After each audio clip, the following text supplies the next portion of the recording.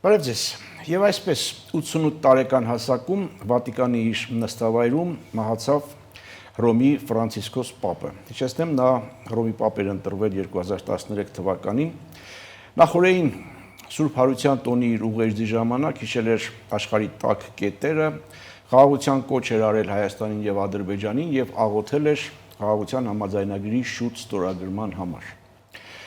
Այս միջոցին տարածաշրջանային այցով Հայաստանում էր ԵԱԿ գլխավոր քարտուղարը, նա հանդիպումներ ունեցավ Հայաստանի վարչապետի եւ արտգործնախարարի հետ եւ այդ հանդիպումներում ըստ էության քննարկվում էր նաեւ ԵԱԿ Մինսկի խմբի ճակատագրի հարցը։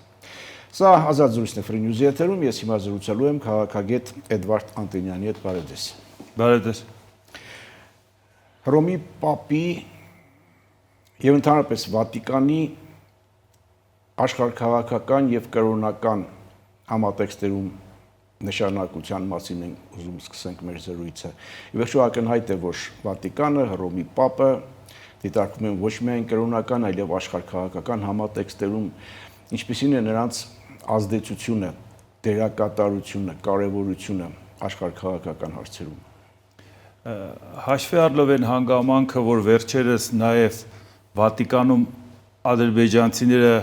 անցկացրեցին համաժողով, ես հաջորդիվ տրանսպորտիկայի ուղղակի ինչի համար եմ ասում, մենք էլ պետք է նկատի ունենանք, իսկ գուցե հենց ձեր խոսքի համար եմ ասում, մենք բավարար չափով չենք կարևորում Վատիկանի դերակատարությունը, գուցե համարում ենք, որ դա միայն կաթոլիկ աշխարհին է վերաբերվում, բայց նրանք հարցեր են լուծում ամբողջ աշխարհում։ Միայն կաթոլիկ աշխարհին եւ ընդհանրապես միայն կրոնական աշխարհին բավական լուրջ հնարավորություններ ունենալով եւ ֆինանսական ռեսուրսներ, կարողություններ եւ կապեր եւ ազդեցություններ եւ բանկային հնարավորություններ եւ գրադարան ու արխիվներ ու ամեն ինչ։ Այսինքն այդ հարցում ոչ թե պետք է մտածենք, որ Ադրբեջանը լավ աշխատեց, այլ գուցե մենք վատ աշխատեցինք։ Մեղադրել կարող ենք բոլորին, բայց սկսենք մեզնից։ Իսկ ինչ վերաբերվում է, որպեսի իրոք պատկերացնենք, իսկ արդյոք աշխարհաքաղաքական դերակատարություն ունի Հռոմի Պապը, այսպես նայենք, Արևելյան Եվրոպան, երբ որ ցանկանում էին Խորհրդային Միության ազդեցությունից հանել, Լեհաստանին առաջինը սկսեցին բանակցությունները։ Այդ ժամանակ լեհերն ասին, եղբայր, մենք գիտենք, որ սահմանից այն կողմ թշնամին է։ Ով ենք մենք արևմուտքի համար։ Այդ ինչ եք ցեցը գցում մեր մեջ։ Ասին հանգիստ եղեք, մենք ձևը կգտնենք։ Իսկ ձևը գտնելը ո՞րն էր։ Ձևը գտնելը նա էր, որ 1978 թվականին իրանք կարդինալ Կարլ Յուզեֆ Վոյտիլային, Կրակովի arczepiskopos-ին, տարան եւ դարձրեցին Հռոմի Պապ։ Իդեպ դա բացառիկ դեպք էր։ Ասեմ ինչի, որովհետեւ 1523 թվականից, այսինքն 455 տարի ոչ իտալացի Հռոմի Պապ չէր եղել։ 1523 թվականին հոլանդացի էր։ Այսինքն այդ որոշումը զուտ քաղաքական էր, որ բավարար է մենք կդնենք Լեհին, կդնենք Հռոմի Պապ եւ նրանց միջոցով ամբողջ աշխարհի հետ ձեր ազդեցության հարցը կլուծեք։ Ու պատահական չի, որ շատ կասկածելի հանգամանքներում տեղի ունեցավ Հովհաննես Պողոս II-ի ընտրությունը, որովհետև Հովհաննես Պողոս I-ը 65 տարեկան հասակում դարձավ Հռոմի Պապ 78 թվականին, ընդամենը 33 օր պաշտոնավարեց եւ շատ կասկածելի հանգամանքներում մահացավ, նույնիսկ ասեցին սրտամկանի ինֆարկտ, բայց հետո ասին թունավորել են եւ այլ, որովհետեւ կարող է ինքը երկար պաշտոնավարել ու այդ ծրագիրը չաշխատեր։ Ինչի համար եմ ասում, հետո կյանքը ցույց տվեց, որ լեհական Սոլիդարնեսը 80 թվականին որ ստեղծվեց, Գդանսկի նավաշինարարի էլեկտրիկը, որ եկավ Լեխ Վալենսիան, որ ինքը այդ շարժումը սկսեց։ Այդ շարժումով փաստորեն իրանք ցեցը գցեցին, իսկ այդ ժամանակ դեռ Գորբաչովը չէր։ Մենք մշտապես ասում ենք, որ Գորբաչովը քանդեց, այո, փաստը իր օրոք կատարվեց 80 թվականին Լեոնիդ Բրեժնևն էր։ Եվ այսինքն իրանք ամեն ինչ արեցին, որ այդ ցեցը գցե, ու պատահական չի։ Վարշավայի պակտը, որը որ ՆԱՏՕ-ին հակակշիռ էր ստեղծված, Վարշավայի պակտը հենց Լեհաստանին դրանից հանեցին, այսինքն Վարշավայի պակտից Վարշավային հանեցին, դրանից հետո լուծարվեց։ Եվ դրա համար մենք պետք է ուշադրություն դարձնենք, որ այո, այդ որ տեղի ունեցավ որ ոչ իտալացին ելնելը բացառիկ էր, հետո ուրիշ խնդիր առաջացավ։ Ասենք գուցե ավելի ճիշտ է ոչ իտալացի ընտրելով, մենք չանենք, որ Իտալիայի ազդեցության տակ մնա Վատիկանը, Վատիկանն ավելին է,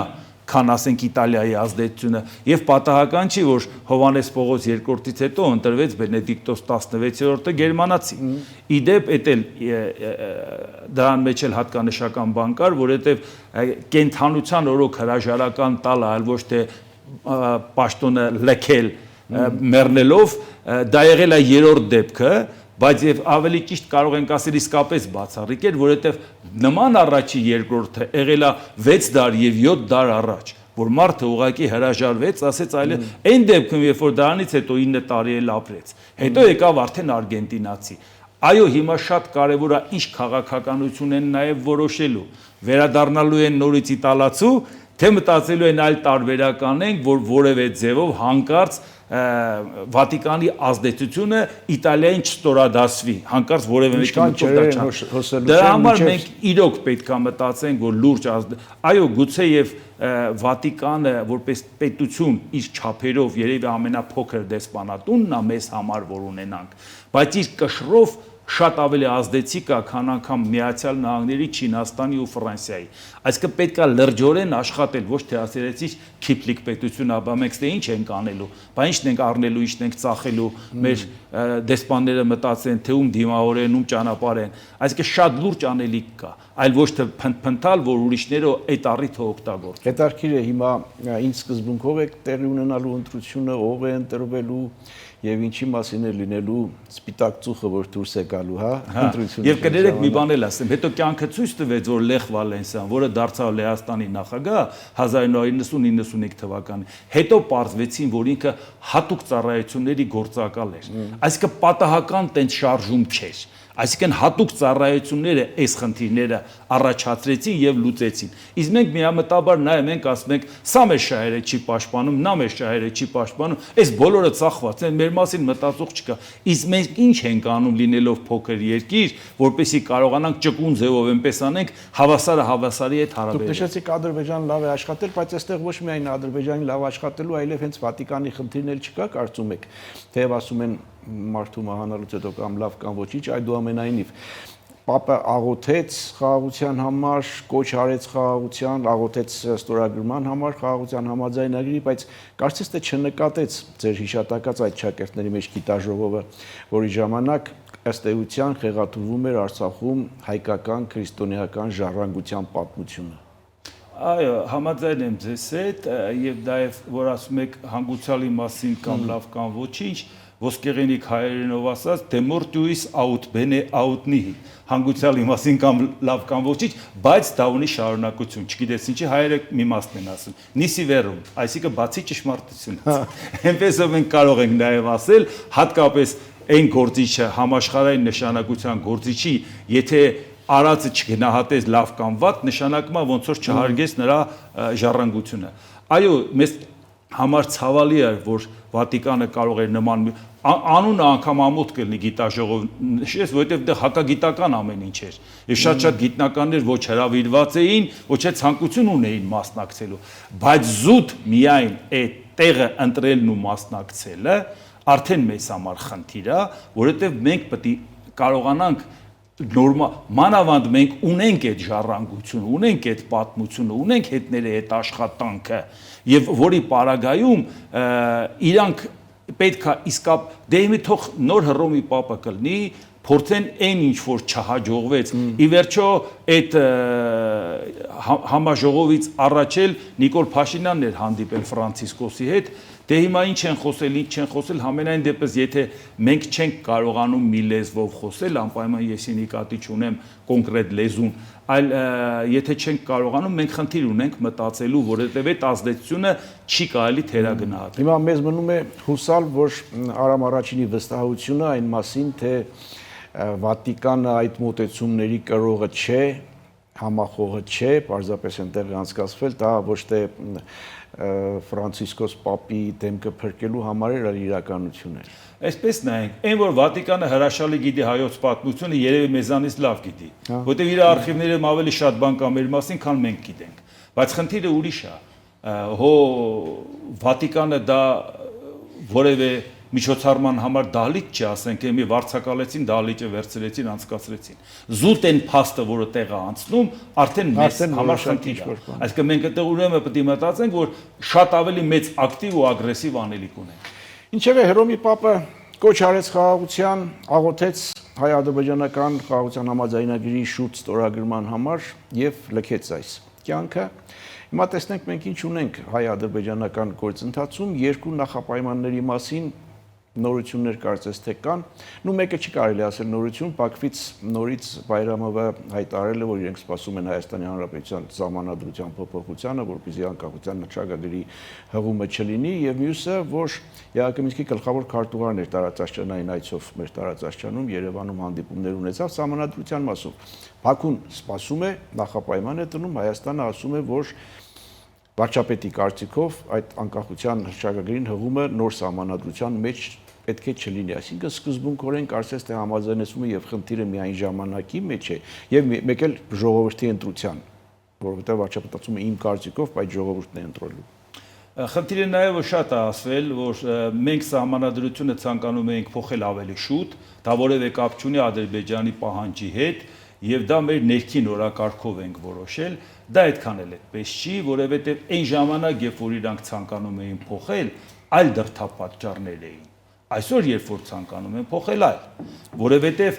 միայն վերջերս սկսեցին ասել, որ սահմանադրությունը պետք է համապատասխանի ռեգիոնալ քաղաքականությանը։ Այսինքն սահմանադրությունը պետք է բխի խաղաղության պայմանագրից։ Մի բան, որը այդպես նորմալ ձևով չի ստացվելու։ Ամենապարզ պատճառով։ Իսկ ինչ ասել է ռեգիոնալ քաղաքականություն։ Տրամպը հարվածեց Իրանին ուրիշ քաղաքականությունա, չհարվածեց ուրիշ քաղաքականությունա։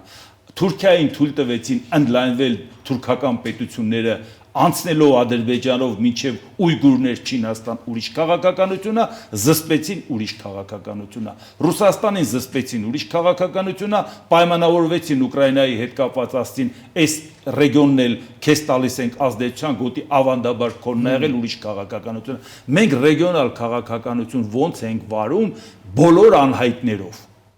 Այսինքն ավելի լավ է մենք ուղղակի հաշվի առնենք այդ ամեն ինչը եւ այդ կարգի հրապարակային Գուցե հաշվի առնելով այդ ռիսկերը կառավարելու միտումով առաջ ենք շարժվում։ Հիմա դե էսպես նայենք։ Հիմա Ադրբեջանը ինչի է շտապում Մինսկի խումբը լուծարելու հարցը։ Որովհետեւ Արցախի հարցը Ռուսաստանը փակել է։ Նա չի հետաքրքրում, ասում է փակել եմ, տվել եմ Ադրբեջանին, իր զորքը ընդեղ էր եւ դատարկել եմ։ Այսինքն այն ուժերը, որոնք ասում են մենք որ գանք իշխանության Արցախի հարցը կլուծենք, ստախոսությունը ամենամեղմ ձևով ասած։ Դուք պետք է դիմեք Պուտինին, Պուտինն արդեն նա տվել է նրանց։ Պուտինի զորքը ընդեղ տվել է։ Դուք ուզում եք ասեք ուկրաինական պատերազմ այսքան ներքաշված Ռուսաստանը պետք է ասի արցախցիներ ես ձեզ տեղափոխում եմ Ադրբեջան, Ադրբեջանին լսի սուս տեղներդ նստեք, իրանք պետք է գան այդտեղ ապրեն, ով է հավատում այս հեքիաթին։ Այսինքն հարցը որ մենակ հոնա չի, որ նախկին իշխանությունները Ռոբերտ Քոչարյան, Սերժ Սարգսյան ամեն ինչ արեցին, որ այդ հարցը չլուծվի։ Այդ շատ ենք խոսել ցանկացած ռուսամետ ուժ, եթե ասի ես այդ հարցը կլուծեմ, դա մեղմ ասած ստախոսությունն է, որովհետև դու պետք է դիմես տիրոջը, Տերը արդեն որոշումը կայացրել է։ Նիկոլ Փաշինյանն ասել Արցախի հարցը փակված է, եթե չենք փակում Հայաստանն ենք խնդիր ունեն։ Հիմա ըստ այդմ ԵԱՀԿ Մինսկի խմբին ինչ ճակատագիր է սպասում եւ ինչի մասին էր ԵԱՀԿ գլխավոր քարտուղարի այցը, դատելով հրապարակային հաղորդագրություններից։ ԵԱՀԿ Մինսկի խմբի ճակատագրին եւ ԵԱՀԿ գլխավոր քարտուղարի այցին, ինչի մասին էին հաղորդագրությունները, ինչ ճակատագիր է սպասում Մինսկի խմբին եւ ԵԱՀԿ-ն որպես կազմակերպություն, ի վերջո դա կազմակերպության հարցն է, ոչ միայն համանախագահ երկրների հարցը, հա։ Նրանց ձեռնտու է, թե ձեռնտու չէ խմբի գոյությունը կամ լուծարումը։ Ինչի է շտապում Ադրբեջանը, դա էլ հասկանանք, որտեղ ինքը գիտի կարող է իրավիճակ փոխվի աշխարհում եւ իր համար բարենպաստ չլինի։ Որտեղ ԵԱՀԿ Մինսկի խումբը ոչ Հայաստանն է ստեղծել, ոչ Ադրբեջանը, ոչ էլ մեր ցանկությամբ ու բարի կամքով է ստեղծվել։ Այդ ստեղծվել է որպեսզի Արցախի կարգավիճակի հարցը լուծի։ Կոնֆլիկտը լուծի ի վերջո։ Իսկ իրանք չեն համարում, որ կոնֆլիկտը փակված է։ Դրա համար իրանք նախաձեռնություն հանդես չեն բերում։ Բայց ինչի մասին էին հաղորդագրությունները։ Տեսեք, Հայաստանը վարչապետ արտգործնախարար ներկայացրել են Հայաստանի մոտեցումը ԵԱԿ Մինսկի խմբի ճակատագրի վերաբերյալ։ Իսկ մենք գիտենք այդ մոտեցումը։ Այսինքն մենք համաձայն ենք ստորագրել լուծարման դիմումը նույն օրը, նույն ժամին, նույն տեղում ինչ որ ստորագրենք խաղաղության համաձայնագիրը։ Ադրբեջանը սա դիտում է որպես նախապայման։ Իսկ ԵԱԿ գլխավոր քարտուղարն ասում է հիմա տարածաշրջանում կա խաղաղության ռեալ հնարավորություն եւ այդ հնարավորությունը պետք է օգտագործել։ Սրանից ինչ կարելի է փոխեցնել, այսինքն ԵԱԿ-ն էլ դեմ չի եւ ԵԱԿ-ն էլ ավելի համահունչ է մոտեցումը ադրբեջանական մոտեցմանը։ Թե չէ։ Խնդիրը սա է, որ ԵԱԿ Մինսկի խումբը ստեղծվելու նպատակը Արցախի հարցը լուծելն էր։ Հա։ Հիմա Հայաստանն ասում է, ես համարում եմ Արցախի հարցը լուծված է։ Եթե Հայաստանը համարում է Արցախի հարցը լուծված է, ինքը պետք է պարզապես այդ ձևաչափում ասի ես անելիք չունեմ։ Բայց անելիք չունենալը չի նշանակում ես դիմեմ լուծարեն։ Եթե դու գտնում ես, որ Արցախի հարցը ներառված չի ընդհանրապես խաղաղության փաստաթղթում որևէ ձևով, որտեղ 2022 թվականին որոշել են Արցախը Ադրբեջանի կազմը եւ վերջ։ Դրանից հետո Ադրբեջանի պահանջը, որ բերեք նախապես միջև դա չանեք, նախապայմանը Ադրբեջանից է գալիս։ Դե եմ ասում, Ադրբեջանի համար նախապայման է խաղաղության համաձայնագիրը ստորագրելու։ Երկու կողմերն համարում են, որ եթե կոնֆլիկտ չկա, կոնֆլիկտը լուծող կազմակերպություն կառույց պետք չի։ Այս դեպքում ԵԱԿ-ին պետք է լսել, համաձայնել եւ լուծարվել, համաձայնել լուծարմանը, թե պետք չէ, որովհետեւ եթե լուծարվում է ազդեցություն է կորցնում, բայց միաժամանակ նաեւ հետագա պատասխանատվությունից է ձեռքերը լվանում։ Հա բայց ուրիշ խնդիր կա, մենք ասում ենք, եթե կոնֆլիկտ չկա, կառույցում է պետք։ Բայց կոնֆլիկտում է, չէ՞ որ։ Այսօր Հայաստանը խաղաղության պայմանագիր կնքում է Ադրբեջանի հետ։ Ինչ կապ ունի Արցախի հարցը, որ մենք ասում ենք, եթե դու Հայաստանի հետ խաղաղություն կնքես, կոնֆլիկտը վերանում է Արցախի հետ կապված։ Ադրբեջանն ասում է, եթե ինչ կապ ունի Արցախը, ուրեմն եկեք լուծարենք, այդպես ինչի՞ն է։ Եղբայր հարցը նա է, որ Արցախի հարցի հետ կապված է հայ ադրբեջանական հարաբերությունները կարգավորելու հետ կապված։ Եթե Հայաստանն ասում է, ես ճանաչում եմ քու կազմում, դրանից հետո Հայաստանը ինչ անելիք ունի։ Ադրբեջանն էլ ասում է ճանաչում ես, ուրեմն այդ կոնֆլիկտը Արցախի համար է եղել, հիմա այդ կոնֆլիկտը չկա, ուրեմն այդ կառույցը քո ինչին է պետք։ Հա, բայց մի րոպե ինչ պետք չի է։ Այդ կառույցը պետք է, որպեսզի լուծի իրավունքի անվտանգության եւ իր բնորանում ապրելու խնդիր, նույնիսկ եթե նա չլինի ինքնավար կառույց, նույնիսկ եթե նա չունենա որևէ միավորում, խոսքը վերաբերում է մարդուն, կարող ես իր բնորանում գենոցիդի ենթարկես, թե ոչ։ Եթե մարդուն իր բնորանում գենոցիդի է ենթարկվում, բոլոր տեղերի համար էլ հանձնաժողովներ եղել է։ Մենք ինչի մասին ենք խոսում։ Հայաստանը տեղանելիք չունի։ Եթե Ադրբեջանը ինքը արդեն սխալվել է, մեզ ասել է, դու անելիք չունես, ինչ գործ ունի այս փաստաթուղթի մեջ Արցախի հարցը, Հայաստանը պետք է ասի, դե որ ես անելիք չունեմ, մեզ ինչ ես դիմում, դիմի Մինսկի խմբին, ասա անգերներ ջան, դուք եք համանախագահները, դուք էլ բայց ուրիշ խնդիր կա։ Ռուսաստանը համարում է հարցը փակված է, Ադրբեջանը համարում է հարցը փակված է, Նիկոլ Փաշինյանը համարում է հարցը փակված է, բայց այնպես չի, որ Արևմուտքը համարում է հարցը փակված է։ Պարբերաբար այդ հարցին անդրադառնում են։ Հատկապես ասում են, նրանք պետք է կարողանան վերադառնան իրենց բնորան, որտեղ տեղի է ունեցել էթնիկ զտում։ Այս հարցում այլևս խոսքը չի գնում, թե մենք ճանաչում ենք Արցախի կարգավիճակը, թե չէ, խոսքը գնում է իրավունքի անվտանգության եւ բնորանում ապրելու իրավունքի մասին։ Այստեղ մենք անելիք չունենք։ Լավ, քանի որ արցախցիներից խոսեցինք, ձեր կարծիքով ինչ է կատարվում Հայաստանում արցախցիների շուրջ, արցախցիների մասնակցությամբ, վրանում եւ վրանից դուրս, Արցախի ներկայացության շենքում եւ շենքից դուրս։ Այս խմորումները ինչի մասին են։ Շատ ցավալի է, որ մարդկանց խնդիրները օգտագործում են, չասեմ քաղաքականացնում, դա շատ բան է քաղաքականացվում, խնդիրներն օգտագործում են, մարդիկ տուն են կորցրել, մարդիկ եկել են Հայաստան, բայց նրանց կարողանում են նաև տրամադրել, որ տեսեք, Հայաստանն է մեղավոր, հայաստանցին է, իրանց հասցեատերը, որ մեր դժգոհությունը մենք մեր տնից զրկվեցինք ձեր մեղքով, եւ պահանջները, այս գումարներ եւ այլ, ոչ մի գումար Նիկոլ Փաշինյանը իր գրպանից չի տալիս։ ցանկացած գումար, որը տրվում է հարկատուների հաշվին, տրվում է նաև այն մարդու հաշվին, որի ամուսինը գնացել է զոհվել է Արցախում եւ նրա երեխան առանց հայր է մեծացել։ Հիմա նա վճարում է, այդ մարդն է վճարում, որովհետեւ նա գոնե գիտեր, որ գնացել է հայրենիքի համար կռվե, բայց մեկ էլ հանկարծ պատահաբար պարզվեց, Ռոբերտ Քոչարյանը կանգնեց ասեց, մենք բան ենք, նույնը չենք, մենք գործընկեր ենք։ Այսինքն հազարավոր մարդիկ գնացել են գործընկերության համար են զոհվել։ Այսինքն այնքան բաներ արվեց, այնքան խնդիրներ ստեղծեցին, որ իրանք եթե օբյեկտիվ լինեն, ասեն օրինակ ասենք Արցախի նախկին իշխանությունները, Հայաստանի նախկին իշխանությունները այս բաները սխալ են արել։ Մենք կարող է այդքանը չենք իմացել, շարքային մարդ ենք, մեզ համար ապրել ենք, բայց հիմա եկանք շատ ինֆորմացիա իմացանք, մանավանդ անընդհատ Արցախում եղել է հատուկ դրություն եւ այլ, այսինքն այդքան բաց չի եղել, էլի։ Հա, մենք հիմա շատ բան իմացանք, այսօրվա իշխանության սխալը, այս նախկին իշխանության, այս Արցախի նախկին իշխանության սխալը, այս պարագայում իրանք շատ համախոհներ կունենան Հայաստանում, որովհետև Հայաստանում շատ շատերը Արցախի նկատմամբ տեր են, որովհետև ասում են դա մեր պատմական հայրենիքն է, ինչքան էլ նեղանում են Արցախցու որևէ մեկի պահվածքից, նրանք չեն հրաժարվում Արցախից, արուն են թափել, Հայաստանը 30 տարուց ավել զրկանքներ ա կրել,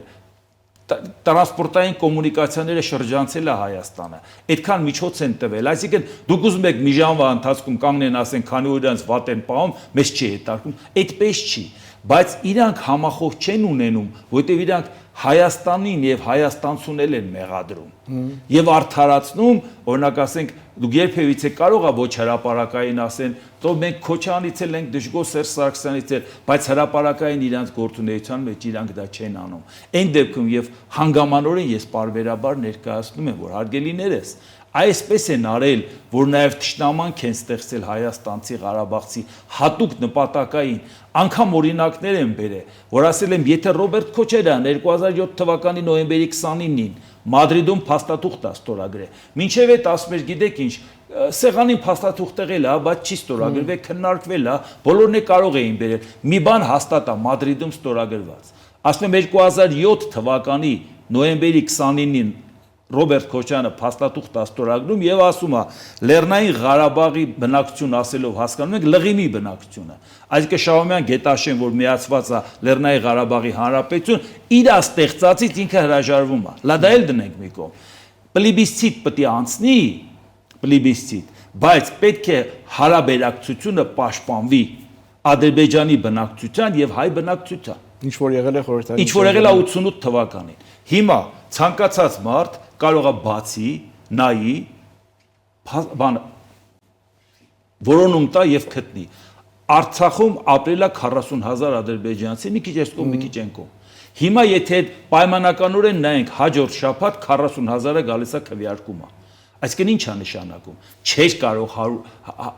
հայ բնակչությունը, հարաբերակցությունը, այն թիվը, որը այն ժամանակ եղել է, դրանից փոխվել։ Իսկ եթե Արցախցին որոշեր, որ անկախ ապրում է, ուզում է շատ երեխա ունենա, բայց ինչ պետք է աներ։ Պետք է իրան ասեն արի Հայաստան, պետք է ասեն գնա Ռուսաստան։ Բայց Թուրքից որ շատերն ուզում էին գնային Արցախ ապրեին, ասում են համաձայնենք, եկեք կարանք վարկել տանք, հետո սրում ասում են ինչ եկեք այստեղ մեր հողի վրա ապրեք, մեր հացը ուտեք, վերկացեք, գնացեք։ Հայաստանից մարդիկ էին ուզում գնային ապրեին, մթնոլորտ էին ստեղծում, իրանց թվում էր դա կենցաղային մթնոլորտ է, բայց ասում եմ հարգելիս, եթե դու 88 թվականի հայ բնակչության թիվը պահպանվել է Ռոբերտ Քոչարյանի եւ Սերժ Սարգսյանի ժամանակ, իրանք դա Ադրբեջանի խոստացել էին։ Իրանք ամեն ինչ պետք է անեին, որ այդ բնակչությունը չաճեր։ Հիմա ուրիշ բան էլ ասեմ, մոտարապես 4,500 քառակուսի կիլոմետր համարենք Լղիմը, այս ձևով։ Ազատագրված տարածքները չէին բնակեցնում, հասկացանք։ Անվտանգության գոտիեր ուշտեշուտ գիտեին տալու են, բայց գիտեին չէ որ Արցախը չեն տալու։ Ցանկացած մարդ թվաբանության դասը գիտի, ասում է գնացել է էլի դպրոցում, ասում է Հայաստանը մոտարապես 30,000 քառակուսի կիլոմետր, 29,743, բնակչությունն էլ 3 միլիոն, մի քիչ այս կողմ, մի քիչ այն կողմ, 1 քառակուսի կիլոմետրի վրա 100 մարդ։ Մենք մի քիչ իշտնում ասում ենք դեմոգրաֆիական աղետ է, մի քիչ։ Արցախում 4,500 քառակուսի կիլոմետրի վրա պետք է ապրեր 450,000 մարդ։ Ինչի էր ապրում 150,000։ Ուրը Ամեն ինչ արել են, որ Արցախում չապրեն, որովհետև խոստացել են Թուրքին։ Եթե ինձ պետք չի հավատալ, Ժողովուրդ ջան, կարող եք ինձ չսիրել, նույնիսկ վիրավորել, դուք մտեք, կարդացեք, թե ինչի տակ է ստորագրել Ռոբերտ Քոչարյանը։ Նոր եկեք վրանը խփեք, ասեք Քոչարյանը մեզ կօգնի։ Վիրավորականը դա է, որ ես պատրաստ եմ իմ կարգի մարդը ձեզ աջակցի, նույնիսկ իշխանության դեմ ձեր բողոքի դեպքում, բայց որ պահին ասում եք Հայաստանն ու հայաստանցին մեղավոր է, այ մեր փրկիչները նրանք են եւ նրանց գովքն եք անում, այդտեղ արդեն ես չեմ կարող ձեզ հետ դեմ։ Ես պաշտպանելու եմ այն Հայաստանցուն, որի ամուսինը գնացել զոհվել է, որը փողոցում իսկ տեսնում ասում է պարոն Անտինյան, բա ձենդ ինչի դուրս չի գալը, բա մեր շահերն ով է պաշտպանելու։ Այս է,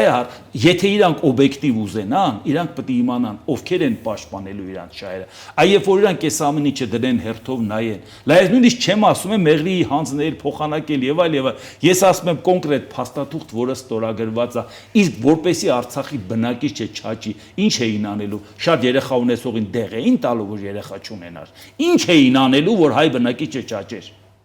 Կոնկրետ եթե դու ադրբեջանցուն խոստացել ես, բա ով է դա նայելու։ Իսկ իրանց մոտ որևէ մեկը դա նայում է, չի նայում։ Դրա համար էլ այսպես ասած փոխադարձ մեղադրանքները, ես ասեմ իշխանությանն էլ հիմնավոր ձևով այդ ամեն ինչը չի անում։ Այսինքն կամ մեղադրում է կամ արդարանում։ Այնպես չի որ երկու կողմն էլ անարդյունավետ կոնֆլիկտ է ու ավելի շատ վիրավորանք քան իրականում կոնստրուկտիվ իսկ այդ մարդիկ ովքեր որ իրականում հասկանում են գիտեք ինչքան մարդ է ինձ դիմում ասում է այ այս բանը մենք որ իմանայինք մենք հիմա ասենք չէինք անի այդ նույն հենց արցախցիներից նույն այդ մարդկանցից որովհետև ասում է բայց մեզ ով է դա բացատրել իսկ այս խմորումներում դրսի հյուսիսային հետք այսպես նայենք հյուսիսային հետքը միշտ էլ պարար թողա մանգալու Հայաստանի ներսում կգտնի թե չէ դա է հարցը Շատ ցավալի է, որ ամենհատ մենք առիթ ենք տալիս, որ մտածեն, որ կգտնի։ Օրինակ Ռուսաստանը ինչի վրա էր կառուցել Ուկրաինայի վրա հարձակվելը։ Այնտեղ կան ազգությամբ ռուսներ, այնտեղ կան ռուսական ազդեցության տարածքներ, այնտեղ իշխանությանը չեն ընդունում, քննադատում են։ Հենց մենք մտնենք, աղոհացով կդիմավորեն, ռուսական ազդեցությունն ու ռուսները կանցնեն մեր կողմը, Զելենսկին էլ կփախնի։ Դրա վրա չէր կառուցած։ Եվ տեսակ ինչ տեղի ունեցավ։ Բացարձակ չէին տիրապետում դա։ Այսինքն իրանք նախ պարարթողն են ստեղծում։ Շատ ցավալի է, որ Հայաստանում նրանք մտածեն, որ իրանք պարարթող ունեն։ Այսինքն նույնիսկ եթե այսօր շատ-շատերը Նիկոլ Փաշինյանին քննադատում են, երևի ավելի հիմնավոր քննադատություն գլուխս չգովան, բայց իմը պիտակավորում չի, հիմնավոր քննադատությունն է։ Բայց երբ որ դու մեր պետության դեմ քայլ ես անում, ուզենք չուզենք մենք պետությանն ենք պաշտպանում, ոչ թե իշխանությունը։ Պարարտ հողը, որ ասում ես անդադ փնտրում են, խոսում եք, ես մտովի հիշեցի Գյումրին ռուսական գիծ է այնտեղ, հա, ասենք պաշտոնամուտի արարողություն 102-րդ ռազմապազայից ներկայացուցիչի ներկայություն, հյուպատոսի ներկայություն, նարատիվների մեջ պրոռուսականություն եւ այլն։ Սա ինչի մասին է խոսքը։ Իսկապես Գյումրիում ոչ միայն եւ ոչ այնքան քաղաքայիններ, որքան համապետական քաղաքական եւ նույնիսկ ավելին աշխարհքաղաքական արտաքին կողմնորոշման։ Գյումրու ընտրությունը տեղական չեն էլ նայում, այլապես ինչի փարաքարի հետ կապված այդքան չկա, ահա, ընտրվեց, նաև իշխանության ներկայացուցիչը պարտվեց, հա, եղավ, տեղական ընտրություններ։ Գյումրին ուղղակի համարում էին այն նախապատրաստական աշխատանքները համապետական ընտրության։ Այո, երբ որ իշխանությունը փորձեց ցույց տա, որ եթե մենք չենք, ապա նախկիններն են գալու, դա արդեն ավարտված սցենար էր 21 թվականին, որ մի հատ հրեշ ցույց տվեցին, քանի որ Սերժ Սարգսյանն էլ մոդա չէր 26 թվին, իրան արդեն մերժել էին, Ռոբերտ Քոչարյանին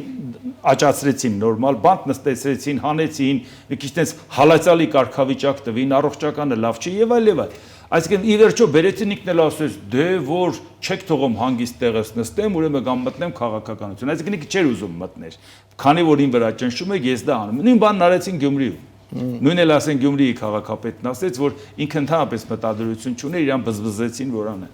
Բայց ի վերջո հարցը ինչն է, որ այո իշխանությունը շատ լուրջ մտածելու առիթ ունի, որովհետև այդ խաղերը